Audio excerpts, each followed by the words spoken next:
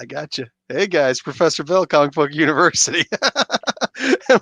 I'm messing with Chillmonger. If you guys are watching the video stream of this, which is available on the YouTube page, it actually says right over here, Professor Bill, the lukewarm monger, and I have with me the Chillmonger.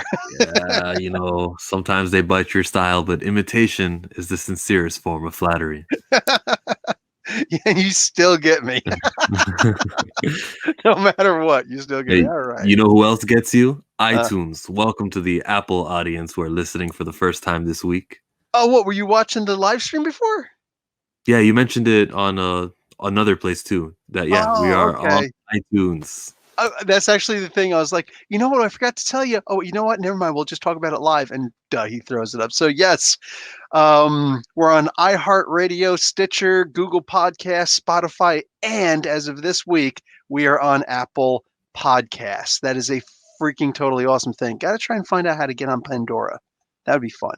But anyway, Mm. we're on, dude. I'm saying we're here. So you guys want to make a comment? We'll be happy to pay attention. Also, just saying, it wouldn't hurt to throw us a 5-star rating here or there. It just wouldn't be a big deal. So we're looking forward to it. Love you guys. All right. So we have got an exciting week of absolutely nothing to talk about. I've got freaking nothing to talk about. We have got, for the first time since Superman hit, no, long before Superman ever hit the freaking airwaves, for the first time that like Popeye and Betty Boop or whatever showed up on freaking comic books. Was Betty Boop even in a comic book? Who cares? We've got like no comic books came out this week. None. Not even in digital. None. Well, none from Marvel, none for DC. A couple other ones came out. A couple people put out some free comic books. Hey, Marvel, I like to, crack a joke. Marvel took our advice. Marvel doesn't know we exist.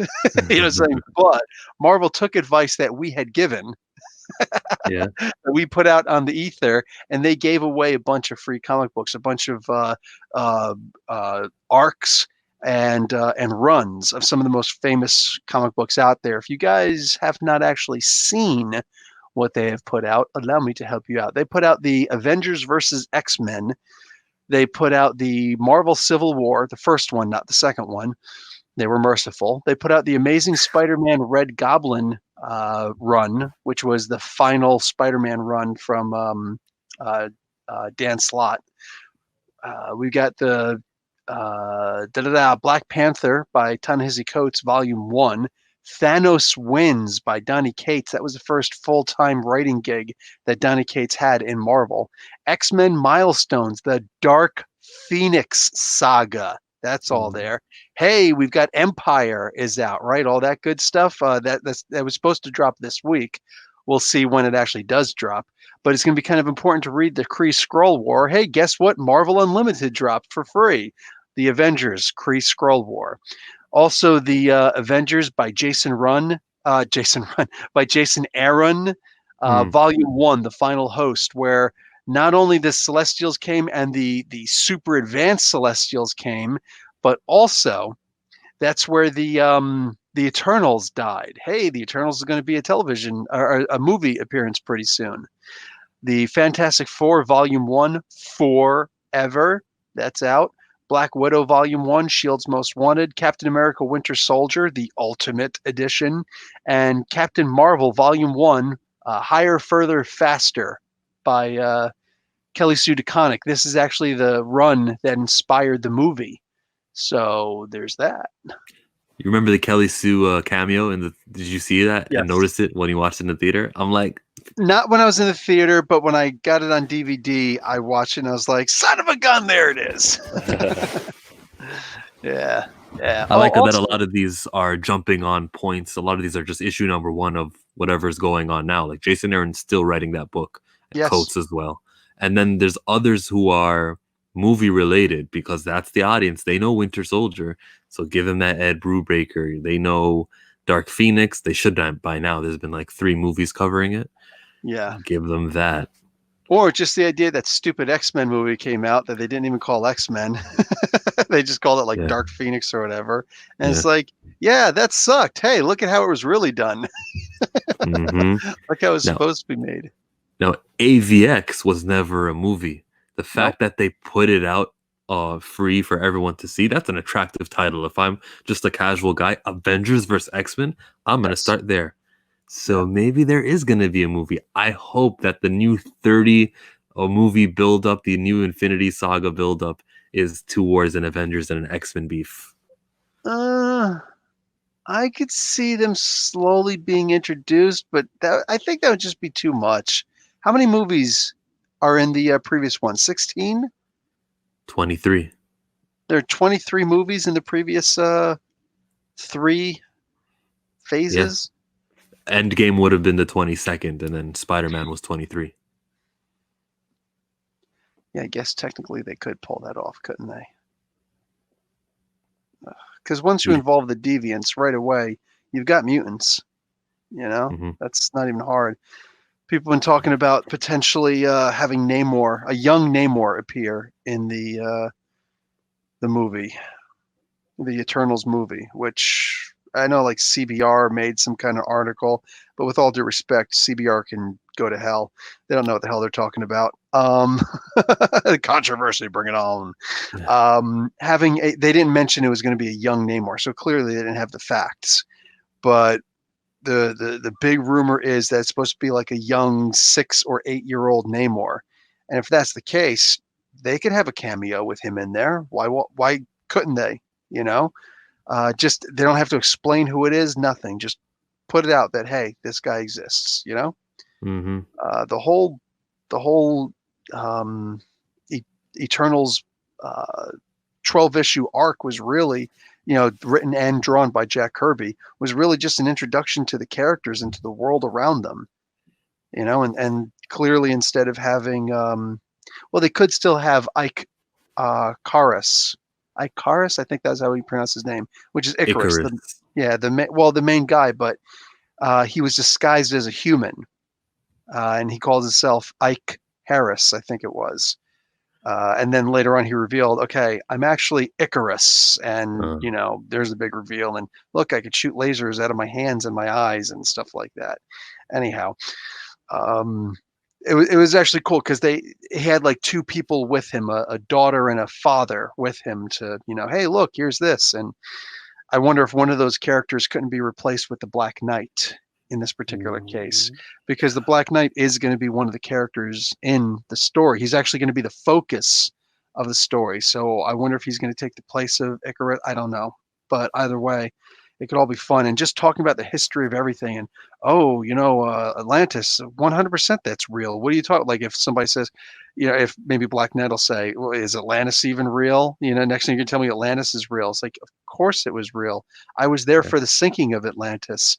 I was there when the current king was just a child, and then just show an image of him, as a young Namor, and I would completely flip out, saying like, yes, that'd be Mm. awesome. The first character in the entire Marvel universe, the first, can't even call him a hero. He wasn't really a hero, but a Bill Everett creation, who is the nephew of William Blake, the famous American poet. So just, I'm saying, man, like the whole thing could just be one of the greatest movies ever. It could be the greatest movie ever. Yeah. Yeah, I would say one of them. It could be one of the greatest movies ever. Honestly, like I know people are just like, whatever, who cares about these characters and whatnot. Who cared about Iron Man? Like Good I'll point. sit there and I'll have a conversation on one of my live streams and just hey, or I'll review an Iron Man comic book because this is pretty good for a guy who was never really meant to be a hero and such as. And I get the comments, how is Iron Man not a hero? How is Iron Man not a hero? Oh wait, I get it. You were introduced to Iron Man with Robert Downey Jr. Yeah, no. I actually read the comic books where Iron Man has never actually been a hero. Not even just in the truest sense of the word. No, not in the remotest sense of the word. He's not a hero. He's a selfish bastard. And there's a reason why bad things always happen to him. So yeah, like you can always tell when somebody's new. So they did a lot for Iron Man, and I'm certain that the new mythology that they could tell with the Eternals, wow. Like I usually don't get excited for a movie. For this, I'm actually a little amped for it. And of course, Black Widow, which was moved back to what, November 6th? The That was the original Eternals release date, yeah. Yeah, they just kind of boop moved everything back one. So with Except for Spider-Man 3, it's mhm, not moved back yet. As that's kind of a Sony thing, mhm, and it was never featured in the Comic Con. Hey, here's our Phase 4 because the agreement wasn't even made by then. It wasn't a couple of weeks later, yeah, or maybe months later. In September is when they finally got to say there will be a Spider-Man film, and me and Sony have made a deal. yeah, and they didn't move back Venom either, did they? I don't care about the Sony universe. Yeah, maybe they did. I'm not particularly caring either, but it is going to be a thing, and they moved Morbius back, which is odd. I just noticed that it was supposed to be Morbius comes out first, then Venom. Now Venom comes out first, and then Morbius. What does that tell you about the way that they structure their universe? They're Things the are not planned. jackasses. No, they just don't know what they're doing. When you got Marvel who are just moving everybody one step behind, then that shows you there's actually planning going on. One is going to interfere with the other. Now, Falcon and Winter Soldier, WandaVision, all of those things, they haven't been moved back. Mhm. Meaning what maybe the TV universe will link to themselves more than they link with the movies, maybe? I don't know. Is Monica Rambeau in Falcon and Winter Soldier and WandaVision? Maybe she'll be the Coulson, the Agent Coulson from Phase 1, how he was just in every film. That would be badass. Honestly, if they do Monica Rambeau correctly, I'm all down for it. Somebody Totally. was upset with me in my comment section telling me, because I got a YouTube channel, everybody, it's called Chillmonger. Someone was upset with me saying, hey, I don't like the way Monica Rambeau was depicted in Captain Marvel. She's one of my favorites. And I was like, no, Monica Rambeau was an Easter egg. She's like a sprinkle on top. You should be thankful you got her because, yeah, but she was a kid, is what he was saying, or she was saying, whoever was commenting. Yeah. I don't see it that way. I think it's like a bonus. We get to see Monica Rambeau as a kid because if we would have got her as a full grown adult, and what she's supposed to be, Spectrum Yeah. or Photon, whatever name they go with. They go with Spectrum now. In the movies, you think they'll continue with that? I hope so. Yeah, I don't want her called Photon. That's just a weird name. I'd rather her be the original Captain Marvel. I loved it when she was Captain Marvel. That was the Captain Marvel when I was a kid. Yeah, I hear you. But if you were to have Monica Rambeau as Monica Rambeau in the 90s, Mhm. we couldn't use the same actor now. So you're getting what you Exactly. want. Yeah. It was a stupid complaint that I don't know. I just kind of overlooked it, but I'm replying to your comments now. Mm. Yeah, having a 30-year-old older Monica Rambeau, if she was already an adult, yeah, no. With all due respect, no. Of course, somebody's going to be like, that's ageism. No, it's not. But on your part, it's jackassery. So there's that. I don't I'm want to kind hear of, about ageism, man. yeah. When Undertaker can still do the same moves he was doing. The, Oh, jeez. Oh, the boy. Boneyard match, which I just finished watching. God. He can Oh, still man. summon fire and teleport, guys. Hey, so this will go out Sunday morning, but the video will air on Tuesday. So Hmm. any predictions who you think is going to win in the Firefly Funhouse match? That's gotta WWE? go. Has to be Bray Wyatt. Yes, has to be. If it's not, like, seriously, that's just revolt. That's just straight up revolt, man. Hmm. Unacceptable. But let's see what else. I also wanted to mention that Chip Zdarsky and Jason Liu put out a brand new comic book, also, Comixology Original. They released it for free. That Good came for out them. on Wednesday. Yeah, 100%. So who publishes it? Is Comixology the publisher? Yes, yep, All right. Comixology Original. So sweet. Yeah, I talked with Jim Zub about Comixology, and he was like, Comixology is technically it's been bought by Amazon, Yeah. so you can actually get a whole bunch of free comics just by going through Amazon Prime. For the sake of conversation, my peeps, it's the American version of Amazon Prime. Not so sure about the Canadian version of Amazon Prime for some odd reason, but it is what it is. And yes, they are different. So I believe that there's a different Amazon for like Germany and for other parts of Europe also, because I know when I did my Amazon influencer stuff, I had to do it multiple languages. I had to read everything in different languages, which took forever on Google Translate because I only actually read two languages. So, and I didn't see a Google Arabia or Amazon Arabia. So that, yeah, really blew my gasket. So, yeah, I think it's only for Amazon America that you get the free comics. But Mm.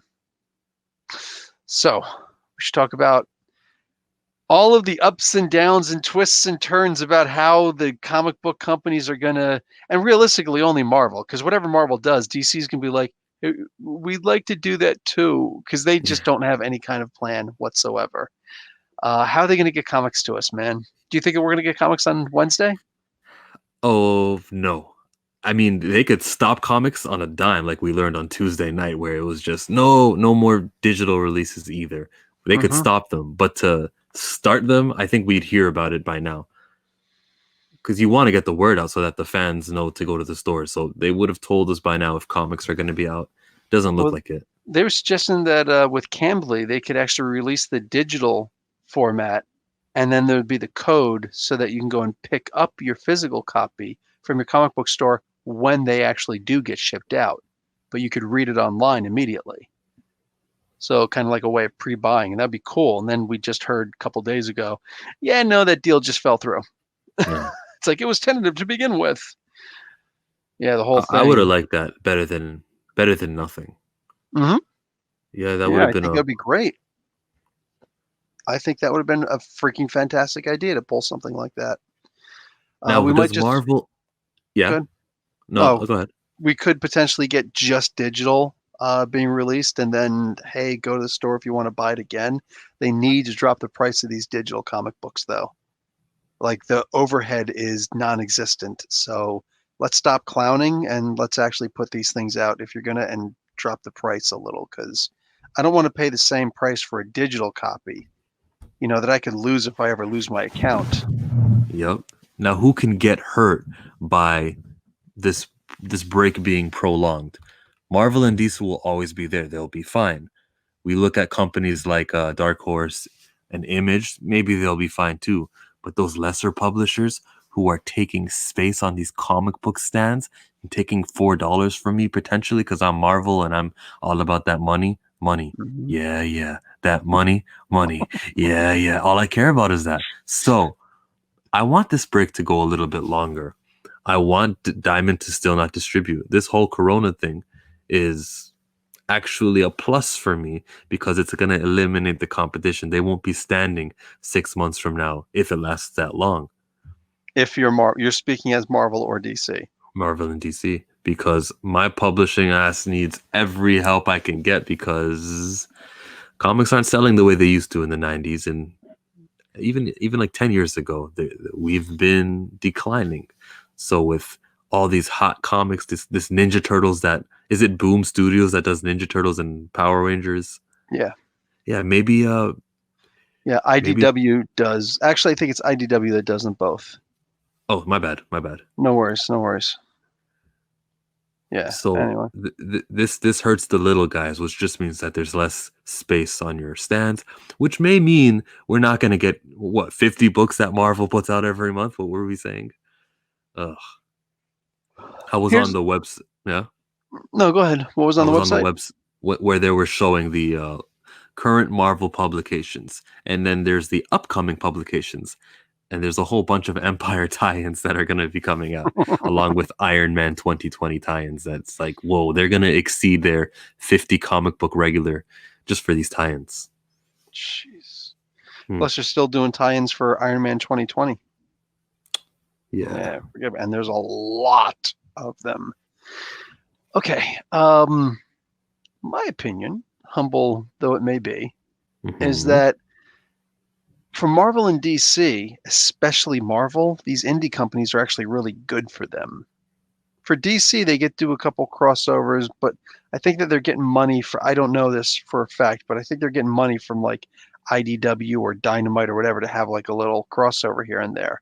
But with Marvel, they poach a lot of talent from these places. Like they got Chip Zdarsky that way. They got Donny Cates that way. Even though he was already an intern with them, they didn't know he could write. So I mean, Is writing easy? Because like Jason Aaron's one of their hottest writers, and he won a contest to get into the game. did he? Wow, I Yeah, didn't know that. yeah. That's funny. I don't know, man.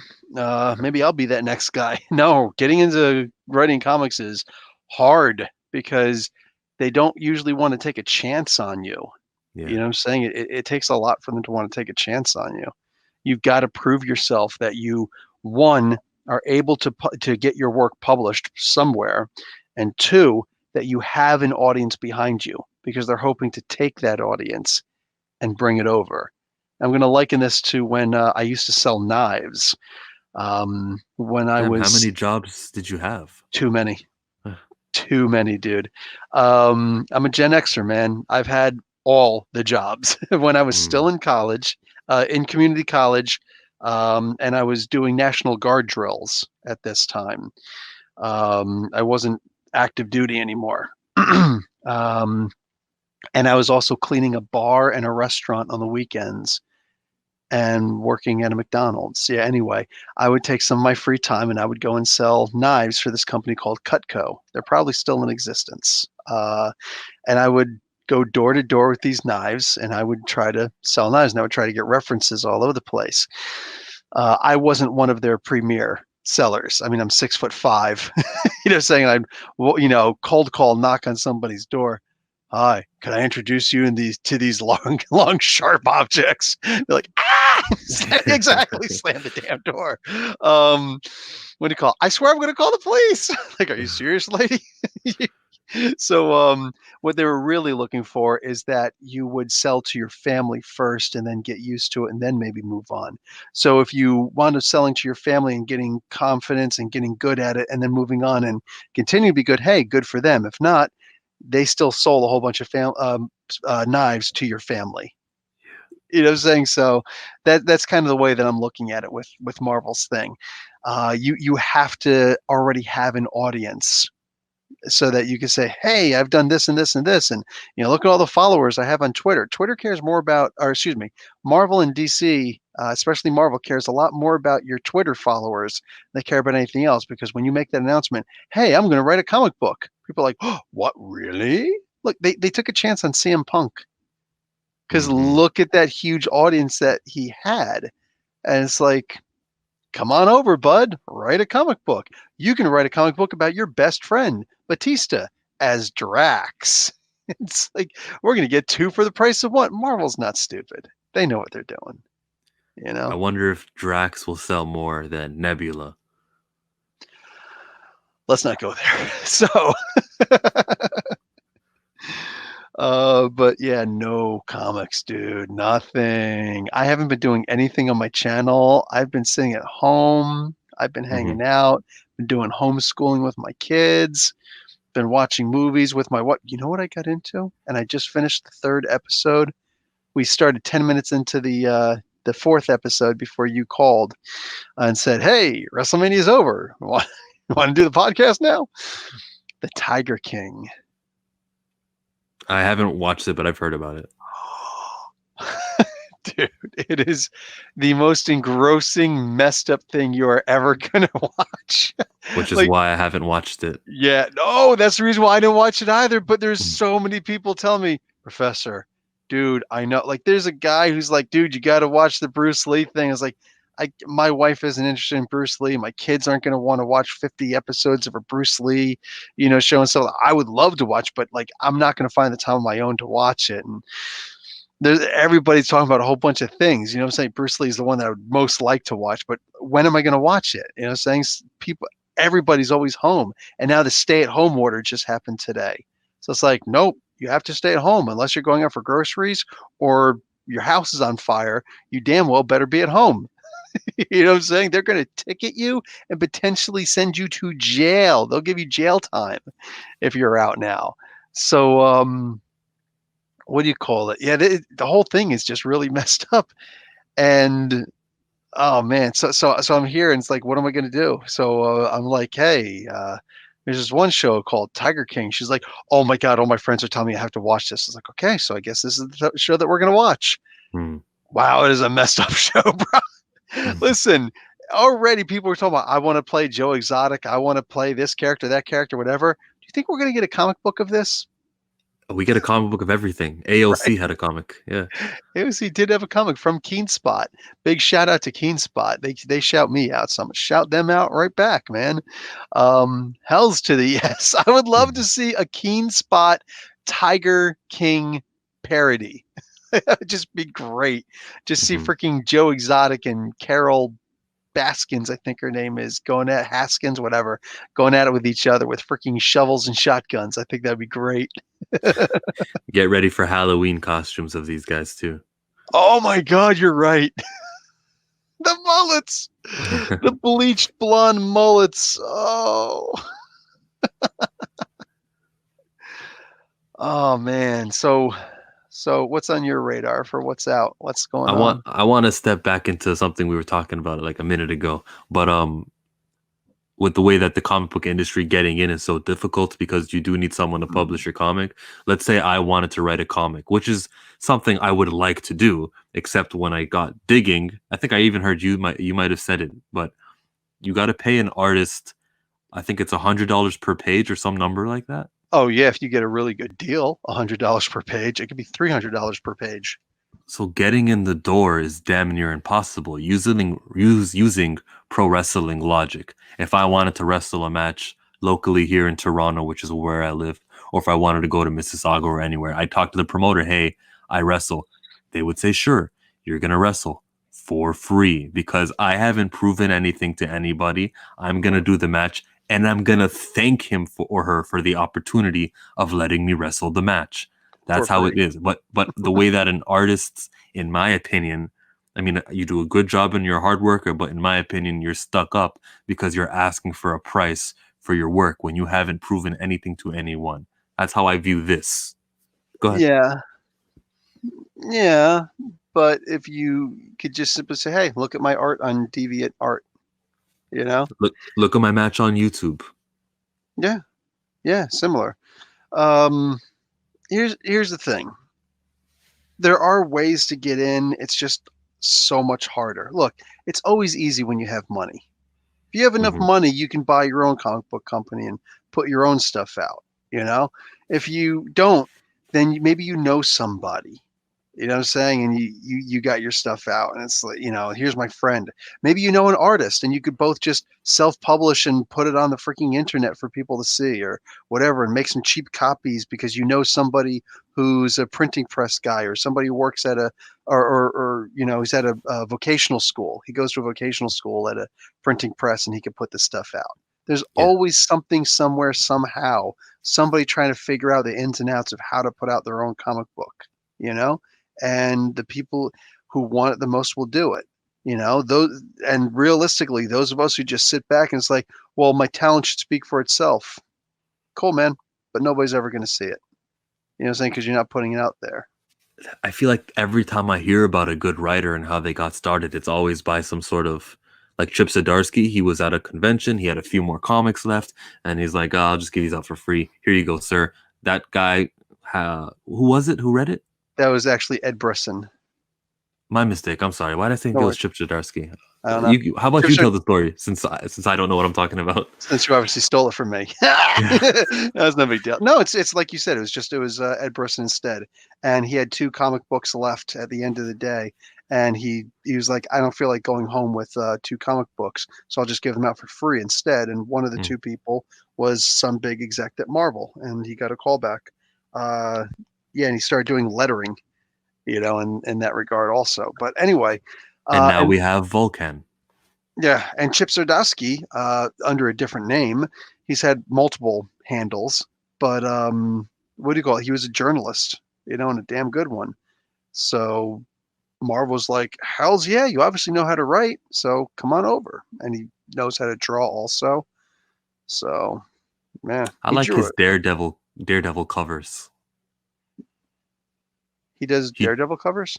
Yeah, every now and again he'll draw one of his covers, like the one with Fisk and Daredevil's faces being That's like a right. Venn That's right. diagram. Yeah. Yeah, yeah, he did do that. That's right. Yeah, he did it. He did a Daredevil for me. I went to Gotham Central with my son to go and Yeah. meet him. Yeah, All yeah. right. This is the second time I met him because I also met him at Mississauga Mississauga Comic Expo, whatever it was called. Him and Ryan North, the writer for Squirrel Girl at the time. Anyway, yeah, just he's cool people in person. He's willing to sit down, talk with you, and everything. And the second time I met him, though, he for free he just drew a picture of Daredevil for me. He ran out of paper and everything. He's like, I don't have anything to write it on, otherwise I give you a sketch. I was like, I could pay you. He's like, nah, I wouldn't charge money. I was like, you Huh. sure? Because you can write it right on the back of this board that I've got. If I'd have known this was going to be a conversation, I'd have found the book and pulled it out. Right on the back of the board, he just drew a sketch of um, Daredevil for me. He did one of Howard the Duck for my son. I was like, holy crap, this freaking guy, like he's just awesome. He did it in Sharpie, or some kind of magic marker, but it was cool, man. It was gorgeous. Does that influence your next review? You're like, Invaders #3, everybody's the best book ever. When I meet somebody, I always Yeah. talk about the individual so that it can be understood that there might be some influence there. You know what I'm saying? Um, like case in point here, if I met Brian Michael Bendis and had a handshake with him, if he gave me an interview, and then would I start reading the Superman books and the Action Comics books again, and maybe give him a positive spin? I hope not. Like I hope I wouldn't like totally sell out like that and Right. compromise, my opinions. But it definitely does have some kind of a sway when the person is a really good guy, a really good human being. I've had comments from some creators, Mm, and I am so favorable of them. It's not even fair. Like I can't do that. I'm gonna have a bias for like a Federico Blee who interacts with both of us. mm, And every time I see this guy's artwork, I already like it, but because yeah. it's Federico Blee, I might even say something more special about his artwork in my comic book review, which you can Yeah. find on Chillmonger on YouTube. Come and check out my bias. Well, Blee makes it hard to dislike him too because he's a freaking hysterical guy. But that being said, yeah, I try to just, like I'll say his name funny. You know what I'm saying? Every so often I'll comment, but only when like it's something that I actually notice. But yeah, Blee is a very special one. He's a very special case. Okay, top colorists. I'll put him up there. David Curiel, Mhm. um, Matt Miller. Who else? You got any? My two favorite colorists are honestly, with full facts, Right. Federico Blee and Paul Mounts. Okay. I don't know the second one. Is he a DC? No, you know him. He's the guy who does the colors for the Immortal Hulk. Oh yeah, those are special. Yeah. Yeah, yeah, those are amazing. Because it's not just, oh, I'm gonna fill in the blanks with some colors, something like that. Nope, dude, he Mhm. does his own shading. He does his own blending and all that stuff. And yeah, he's amazing. He's done a bunch of work, in DC also. He's all over the place. He's actually one of the more prolific guys. Blee only just started to get into doing covers.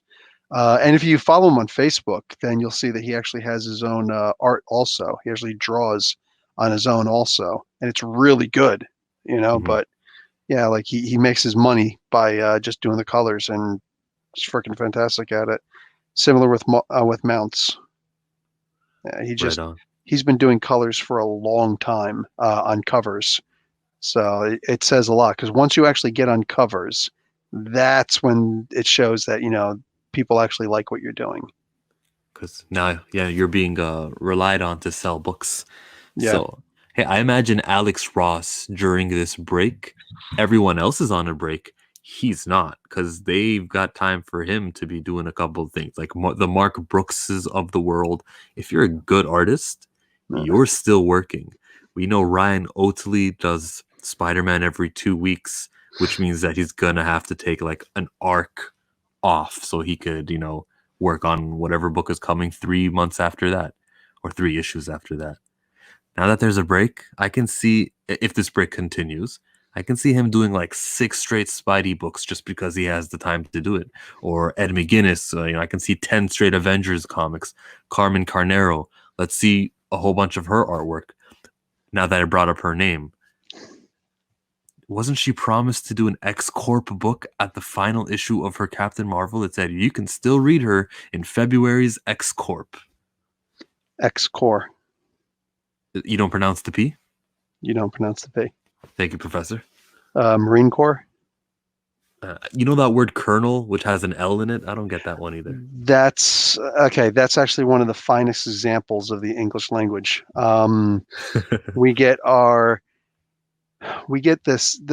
pronunciation of our words from the Italians, because we get certain words from all over the place, but the language itself, like without influence of this word from here or this word from there, the pronunciation of our words actually comes from the Italians, but the spelling actually comes from the French, and that alone should explain why words like colonel, colonel, actually exist. Why we pronounce it one way but spell it another. English, for that reason, can never be considered a phonetic language because we do not spell the words the same way that we pronounce them, or vice versa. Too many silent letters, and the third letter of the English alphabet is the most useless piece of dirt. The letter C, because it makes the K, makes the S sound. You need to eliminate that thing. Oh yeah. And G, stop giving it double duty. Just make it a G. We've already got a J sound. You know what? X, let's get that off the table because KS is sufficient. KS, but then it's not a letter. I hear you, but Plus, the KS allows us to recognize a Slavic language or Russian-backed language when we see things like KS or KC. Yeah, so I like being able to recognize languages that way. Okay. We'll keep X just for the professor, everybody. Well, yes, you keep X for the professor, Professor X. Oh. See what I did there? Yeah, I see exactly what you did there. Yeah. So, you'll be happy I've been advertising the Discord a lot more. Yeah, I saw on your live stream, yeah. Oh, nice. Yeah, a bunch of people. So you did watch the most recent live stream. How are you watching that and WrestleMania? So on my way from traveling, when I was getting to here, I was watching it on my phone. Okay. Oh, wow, cool. Yeah, so yeah, I specifically pointed you out. I was like, Chillmonger's what I got to do, and I'm a little bit afraid of Chillmonger, so put me in a freaking reverse, whatever you call a one-armed chicken wing, whatever Bob Backlund used to use on people. Do you go back that far watching wrestling? No. My earliest wrestling memory would be like The Rock versus Triple H when Triple H was the champion. Wow. Yeah. But with the WWE Network, I went back and watched a whole bunch of Nitros and Raws, because I would watch 1 week together and listen to Brian Alvarez and Big Vinny V review it, if anyone's a fan of that. Nice. I used to watch the original AWA when it was still on TV. And we lived in a very interesting... Actually, I've always lived in an interesting area because AWA was Minnesota territory. And, of course, there's a New York territory, WWWF at the time. And I remember I used to watch AEW, AWA, thank you. Vern Gagne's station, and no, not the model Rick Martel, IRS. Can't remember what his real name is, but he used to wrestle under his real name, and he was the AWA champion. Oh. He was the AWA heavyweight champion. And he wasn't nearly as big as, IRS wound up becoming, like fat. He wasn't as fat as him, but like he was an amazing wrestler. I loved it, and I hated when he lost the belt. And then when he came over as IRS, I was actually really sad. I was really disappointed at that. But I used to watch all that good stuff. And then when we moved to Ohio, we had access to um, World Championship Wrestling, which was under the NWA. That was when the Four Horsemen were first formed. I was watching when that happened. When all of a sudden they started coming out as the Four Horsemen and whatnot, and holding up the four on their hand and whatnot. I'm like, holy crap, this is amazing. This is like the best stuff on TV. You know what I'm saying? The original, like Ole and Arn Anderson, Tully Blanchard, and how do I forget freaking Ric Flair? Saying like, wow, and they were feuding with Dusty Rhodes all the time. Like that, those were the days, and I was still able to see AWA on TV, and I was still able to see New York on TV, which was wild, being able to see all these different wrestling federations at the same time. The first wrestling match that I remember watching for WWE at the very least, I think it was the first wrestling match I ever watched, was Bob Backlund versus apparently all of the Wild Samoans. And they kept on cheating and screwing him over. And eventually his manager had to throw in the belt. No, excuse me. That was against the Iron Sheik. I watched when he lost the belt to the Iron Sheik. That's what it was. His manager threw in the towel. And then I watched a couple other matches, but then the most memorable match was I was watching it with my father on a little, it's like a 7-inch black and white TV screen.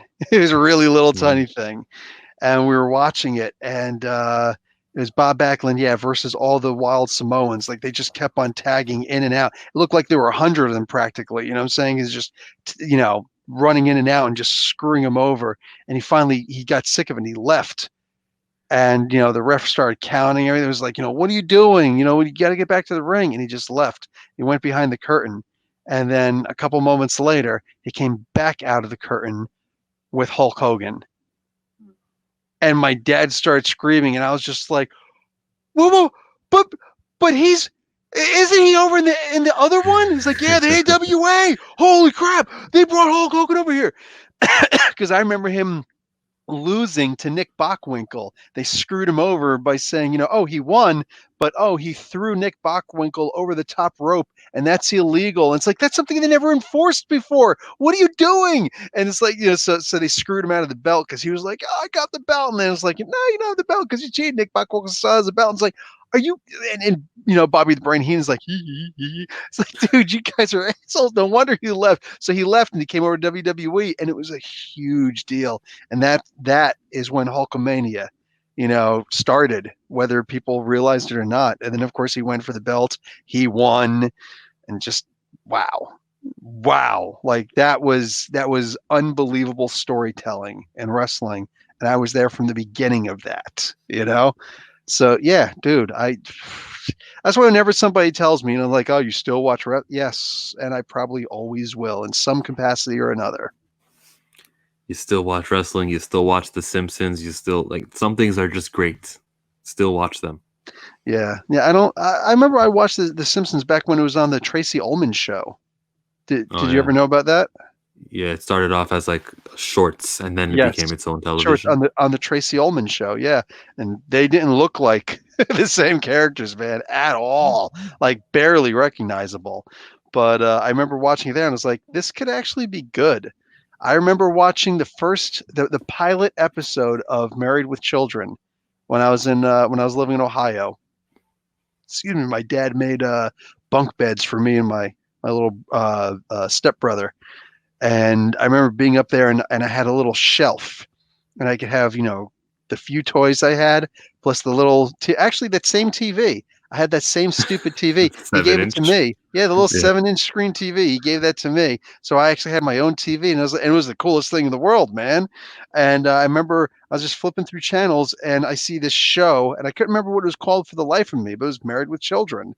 And I saw that first episode. I was like, this is like the coolest show I've ever seen on TV. And I was only like 10. I couldn't remember what it was called. I couldn't remember anything about it. I never saw it again. Didn't realize it was just a pilot. It was going to be a while before they showed that, put it on air on regular syndication. So I'm just like, dude, what the frig? And then by the time it did come out, everybody was watching it. So it's like, I don't feel like this is special anymore. But yeah, man, I watched so many original shows from the beginning, and just But wrestling, always stuck with wrestling, man. This is like the Gotta love. Professor Bill origin story. I suddenly feel like that's what this has turned into. It's WrestleMania week, even if it's not really WrestleMania week. And now it's too big for one night. And are you going to get one of those shirts? I wasn't there. I wasn't there. Like, that's genius. Yeah. I don't care who made if Vince McMahon made that shirt, fine, you goofy old freaking crazy geezer you. That's a freaking genius idea. Whoever came up with that idea, man. I wasn't there. Still wrestling in empty arenas. Yo, what are they going to do after this? I think they got to film their shows in bulk because we know the next 2 months is going to be the same way. So let's do that. And then you can give the wrestlers a nice break. Yeah, wouldn't that be great? Daniel Bryan is going to be in isolation. His wife's pregnant. So one of the wrestlers is going to be, he performed. We just watched him today. And now he's gone. He's probably not going to come back. So that's that. It's messed up. It's freaky, man. Yeah, it's funny though. Vince is technically friends with the president of the United States, so he could actually get a stay. Plus, his wife Linda, I think she still does work for the Trump administration, but not as the small business secretary or whatever. So she left that position like a year and a half ago. She was the only one who got in without any controversy. Everybody's like, yeah, she's awesome. Saying like when she left, it was like, no, Trump didn't want her to leave and stuff like that. And like they tried to find, I think they found something else for her to do. I don't remember, but she was the only one to go through all this with not 1 ounce of controversy, like that's wild. But with all that, I wonder if, they couldn't get a stay and be like, oh, no, consider us essential somehow. Take us off that non-essential thing. It's safe though. It's 2 guys. There's a referee in the ring. So if the restrictions are, groups of 10, that's not a group of 10. Agreed. Yeah. I don't know. At the same time, I think that for the first time, I think it was today was the first time that they, so Saturday, first time I saw Trump like really taking this seriously. Like he had an air about him, like, okay, listen, I just want every American to stay safe and whatnot. Like he wasn't trying to play it down. He wasn't trying to, calm down or anything like that. He was just like, all right, listen, stuff just got real. All right. Stuff just got real. Y'all need to watch your backs because this coronavirus, it's like a hitman. I don't know. And you owe it money. We'll be fine by Easter. Yeah. Okay, nobody else sees you laughing, but I see you laughing. That was funny. Oh man, like it's gonna be a freaking Easter miracle. Yeah. the freaking pandemic's just gonna go away. Oh god. Take it from Hollywood and everyone who are taking a break until like the summer, until September. Everything that's ever been moved back. Oh, Comic-Con. That wasn't delayed or anything. They're actually pretending like things will still be okay at the end of July for Comic-Con in San Diego. Wow. Well, that one's a pretty big one. I don't know what they're doing about Fan Expo Canada. The same company that gives press passes also does the Toronto Comic-Con, and they gave me, it was actually through them that I got the Al Ewing phone interview. And I also got press passes to cover that event, the Toronto Comic-Con.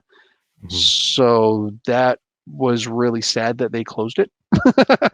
But all that being said, wow, man. Oh, man. So Fan Expo Canada is essentially the 3rd largest Comic-Con in the world. There's San Diego, then New York, and then this. And then there's C2E2. I guess C2E2 would be considered the 4th. But Fan Expo Canada, man, it's huge. They actually announce books at C2E2. Do they do that at Fan Expo? No, they don't, but it's also Canada. but it's not about what they show. Uh-huh. It's about Bret Hart's a good guy up here. You know what I'm saying? But he's a bad guy in the States, you know? No, it's about the audience that comes in, the number of people who get packed into this huge facility, you know, the number of stars who show up and whatnot. It's about that. I understand them announcing this, that, and the other thing. That's cute. They're never going to do that in Canada. They're just not. Well, I don't know about never, but right now, they would never do something like that. They should invite Evangeline Lilly. She'd show up. She probably would. She actually apologized for that last week.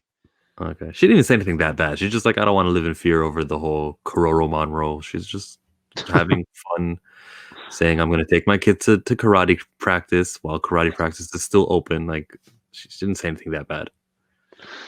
You think she said something that bad? All right. I don't know if she says something that bad. It's just the idea of, taking it lightly. Too many people taking things lightly, man. I think her movie, the third Ant-Man film, took a hit. Thor Ragnarok, Love and Thunder. There's a third Ant-Man movie? Okay, so that's why I said I think. There's rumors that there's rumors and Ant-Man 3 was coming out. Now with the Phase 4 announcements, we only knew that Thor Love and Thunder would be in November of 2021, and then February 2022 was an unknown. Marvel just had an empty slate. We know May was going to be Black Panther. So the February film, I think, could have been Ant-Man 3, and that was taken off the table. It also could have been Captain Marvel 2, which was actually announced. This one's officially without the title of the film, but a Captain Marvel film will be happening in July, right after the Black Panther in 2022. Yeah. Where's my podcast notes? Because I need Kamala Khan to show up in Captain Marvel the second. She doesn't gotta have a big part. Just give her a part. Has to have a part. That's funny. She'll be the Monica Rambeau of this. So I remember taking notes down and talking about Ant-Man 3 and all that stuff, and I don't remember where it was. I probably already passed it, is what it is. But actually, I'm pretty damn positive I passed it now. But anyway, yeah, I do know that Kirk Douglas, who doesn't usually talk about this stuff, was actually talking a lot about Ant-Man 3. So, who's Kurt Douglas? Michael Douglas? Michael Douglas, sorry. Yeah, Kirk Douglas is Michael Douglas's son. But, yeah.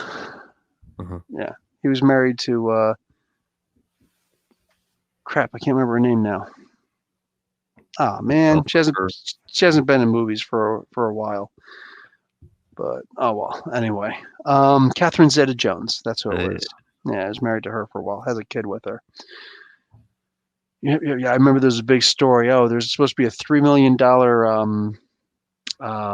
divorce settlement. She gets $3 million if they ever get a divorce, and she lowered it down to $1 million. Because she didn't want to seem greedy, because the fans were like, what's the matter with you? It's like, so she lowered it to $1 million.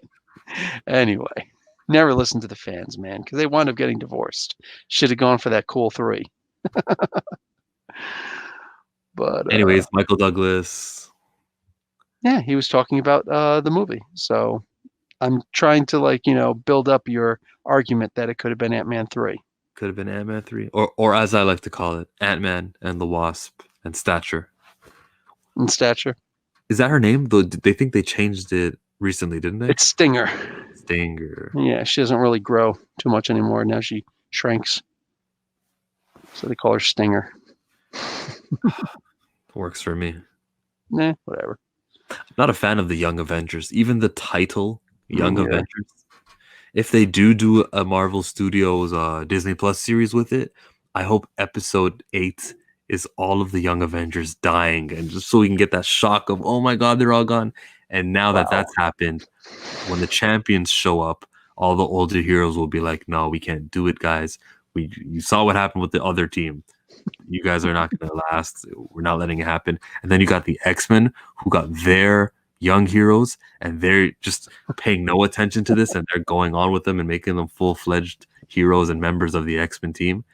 Ooh, Dude, what the hell's the matter with you? give me You're the killing pencil. off the Young Avengers.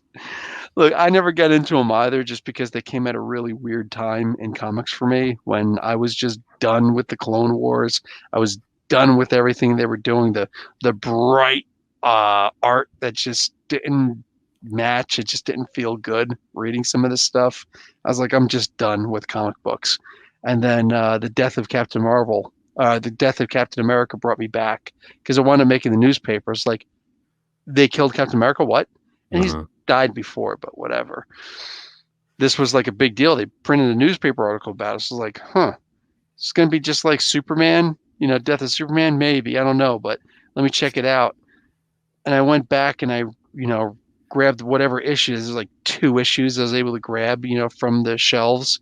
Um, and then when it finally came out, the death of Captain America, I'm like, holy crap, what the hell are they doing? And it was just like the saddest freaking thing in the world. So like people like in the actual I was working in a bookstore at the time and people were talking about it. Like people were coming up to me was like, dude, you're like into comics, right? I would always wear my Green Lantern t-shirt even though I wasn't reading comic books at the time. And like Blackest Night was a big thing during that time, so it was like an extra thing for people to talk about. Are you reading Blackest Night? Yeah, I started reading this with the Sinestro Wars, and I went back to the full Green Lantern Rebirth, those 3 issues or whatever it was. I started reading all of them, and oh my god, it's amazing! Wow, and it got me into whatever. It was easy because I know the Hawkman was really good. You know what I'm saying? So I went back and started reading all those, and just wow, man! I'm saying. When you were at the bookstore, you were getting graphic novels in, but not single issues. No, we were getting single issues, the floppies, um, and then we were getting the trade paperbacks also. Oh, you muted yourself. So you guys sold single issues at that place, Hmm. and everybody was just like buying them like normal. Like, Yes. Yeah. was there returnability the same way that the other books in that bookstore could? No. No, there was not. So why are they You taking a risk couldn't. on this? I heard. Sorry, I heard that that was the reason why these bookstores wouldn't sell single issues. It's just that there's no returnability. So why would we even bother the risk? Well, there's no the customers couldn't return them. We could, however. We can always return that. That's something that bookstores will never let go. Ever since the Great Depression, Mhm. um, bookstores were just like, listen, I'll order one book. It's like, wait, one book? Yeah, you wrote a book. I'll order one. If we sell it, I'll order another one. But people aren't buying books right now, so Yeah. I'll order one. And people are like, listen, if you buy a bunch, we'll let you return them if they don't sell. Like, Now we're really? talking. Yeah, now we're talking. Okay, done. And later on, it started to get too expensive, because they're like, listen, sending this stuff back, this just isn't working. Like it's costing too much money in shipping to send all these books back to you. It's like, okay, we're going to take on the price. Just keep the deal. We'll take on the shipping cost. Bill us the shipping cost. And they're like, holy crap, these things are really expensive. Okay, listen, here's the deal. Rip off the cover that has the UPC on it, just send us back the cover. That's where all of this came from. So a Yeah. lot of times back in the day, like the first time I was exposed to comic books was mostly DC comic books.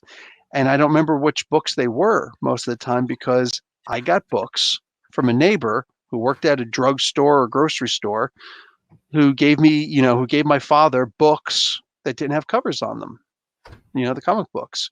So that's actually where that came from. They would rip off the cover, all these covers, and they would put them in the bin. And I've had to do this also when I worked in a bookstore for the magazines and for the comic books. You rip them off, you put them in, and then you send them off. Actually, the comic books, I think we were able to put the whole thing in to return it, but we were allowed to return it. And that's one of the reasons why they were really looking to build the local comic book stores, the regular comic book stores in and of themselves, because grocery stores, drugstores, bookstores who were selling the, hey, kids, comics, books, they were able to be returned. But with the comic book stores, They weren't. The deal was no.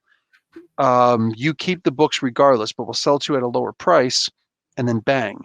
And that's the reason why they used to have the UPCs for the grocery stores and the retail stores, whatever like that. But for the comic book store, you'd be able to know it was different because it just had the picture of Spider-Man's face or the DC logo or something like that on it. Now you know where else they need to sell you comic books or at least get it out there? Hmm. Happy Meals. Well, they do already have those books, yeah. You right now, I know in Canada at least, they're trying to do like a healthier, McDonald's and stuff. So you have the option of either getting a toy with your Happy Meal or a book with your Happy Meal. And they have a whole bunch of these little miniature books that you can get. And they're famous ones, for the most part. People have Hey, read them. the Amazing Fantasy 15 is famous too. 100%. 100%. Do you know what Now, the issue before that was called? Amazing Fantasy 14? Amazing Adult Fantasy 14. Ah. Yeah, they took the adult out for number 15, and that was the last book that they sold for that title. Trick question. Gotcha. What do you call it? But yeah, 100%. They could totally do something like that, and I think that would be great. Even if it wasn't a full-fledged comic book, just, one of those miniature ones, why not? Yeah, just introduce that origin story. You got a 10-year-old, all of a sudden that 15-year-old older brother sees that and says, let me just look at this. I watched the movies and now I'm up to date. The point is you got to get comic books in the hands of people who don't read comic books. You introduce them to that first, that's that gateway book. Maybe they will be more inclined to buy comic books later on, or free comic book day, maybe they'll take advantage of it. There's a reason why free comic book day exists. Maybe not this year, it won't exist, but there's a reason why the thing is out there. Let's distribute these comics, especially with what we theorize. You and I both think that Marvel and DC will find their own way to get the books to us. When that's done, they need to start getting the books to anywhere. And I'm looking at fast food as one of them. One of many. There's other, like, just get them out for free, honestly. If you can just spend all of your money now investing in free books for places where they wouldn't get them, and you create these new fans, if you created fans, that's like a year of money that I give to Marvel is like is a lot. It's a lot of money. So all of these fans you made, next year they'll still be buying books, and all of a sudden you made all of that money back. And then it goes for years and years and years because of word of mouth that they might spread. Maybe they make YouTube channels and they'll spread the good word, and it just helps. You got to get your comics in different places. Yeah, there's no doubt you really do need to do that. You can't be increasing the prices right now. It's not pretty. Yeah, it's not. Giving them out for free, a little bit harder. I don't actually know the full range of how the Happy Meal toys thing works. I have to look into that more. I wasn't expecting that. And I remember I did a little bit of research on it, and I don't remember enough to actually talk about it. I'd hate to give wrong information now and then have to correct it next week. All Marvel and DC have to do is give the PDF. Here you guys go. Whatever paper you print it on, however you get it out there, we don't care. You have permission to use Superman. For who? For the Happy Meals? Yeah, for the Happy Meals or the Burger King meals, yeah. I mean, they have to print them all out? It's an awful lot of money. It's not up to DC and Marvel to print the books. They are giving you the permission to do it. However you guys have been doing your books, continue doing it. Here's what Steve Ditko drew all those years back. Go.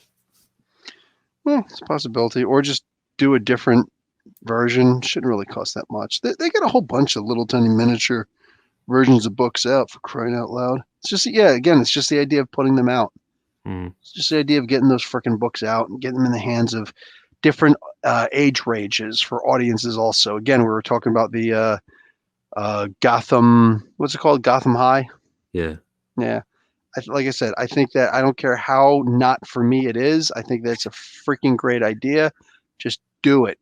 Get Batman into people's hands. You know what I'm saying? Get people to look at Batman so they have a reason to talk about, to bring up Batman. They see somebody with a Batman shirt. Oh, hey, Batman, Gotham High, right? Oh, yeah, I don't watch that. It's not the real Batman. What's the real Batman? Suddenly a conversation just started, you know? Then Mhm. pretty soon, you know what? You should go to a comic book store. Hey, I'm going. You want to go with me on Wednesday?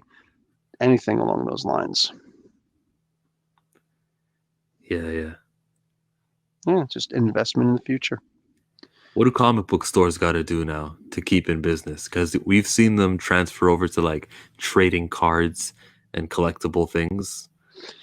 Yeah, comic books are like not even necessarily the main draw, but it's like, hey, look, we sell comic books and stuff, Uh-huh. So, like, they have to sell more things than they can get from Diamond Distributor.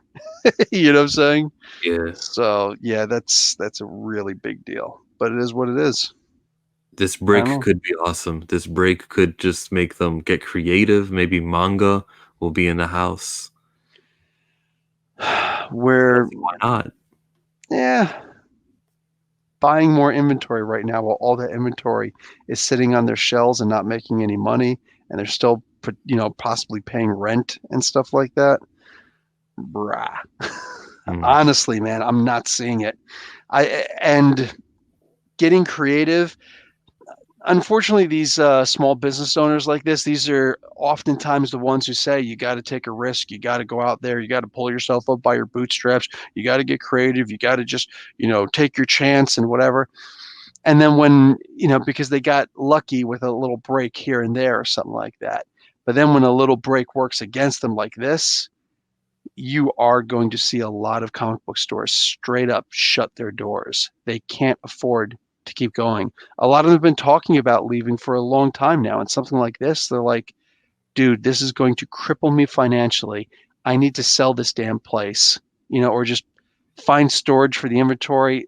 Freaking let it burn. Who cares? You know what I'm saying? Just eBay my stuff, get rid of that store that I'm paying rent on, try and get out of that damn lease, and just freaking, try and get a job someplace I because hope some stores do go down just because it'll mean more other stores will be getting more money. Like if the store in the north is down, then that means the store in the east and the west and the center of the city. nah, man, you're speaking as somebody in Toronto. You're speaking as somebody in Yeah, Toronto, you're right. dude. I've got 5 comic book stores around me here in Mississauga. You know what I'm saying? Like that I could just drive to inside of 15 minutes. I mean, that's nothing. And meanwhile, you're gonna go and you're gonna talk to some of these people. You don't even have to go out to like Kansas or freaking, Montana or some place like that. No, you can go to a fairly populated city where you've got one comic book store 20 miles away. Hmm. I mean, and what do you And we do? got like 3 comic book stores on Young Street. Yeah, right? You got 3 comic book stores right there. If you look up Mississauga, you will find Gotham Central Comics and Collectibles and a minimum of 4 other comic book stores. And those aren't the only places that'll even sell comic books necessarily. They're all over the place. So You guys at Gotham, you have like the 1 in 100 variants and stuff like that. You guys get a lot of books. lots, yeah. Can the other comic book stores in Mississauga say the same? No, Yeah.